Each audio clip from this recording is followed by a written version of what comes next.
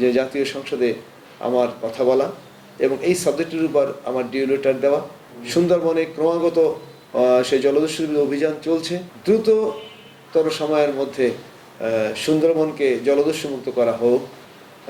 আমি প্রথম ৭১ ভিত্তিতে কথা বলেছিলাম আমাদের সুন্দরবনের যে জলদস্যুদের উপদ্রবের হাত থেকে আমাদের সুন্দরবন জীবী বিভিন্ন পেশাজীবী মানুষকে রক্ষার জন্য আমি কথা বলেছিলাম এবং ৭১ ভিত্তিতে কথা বলেছি এবং আমি দাবি করেছিলাম যে দ্রুততর সময়ের মধ্যে সুন্দরবনকে জলদস্যু মুক্ত করা হোক এবং জলদস্যু মুক্ত করার জন্য মোরেলগঞ্জের শরণখোলার যে বগি এবং শরণখোলার ওই স্পটে সুন্দরবনের ঘেঁষা জায়গায় অতি দ্রুততর সময়ের মধ্যে যেন কোস্টগার্ডের ক্যাম্প স্থাপন করা হয়।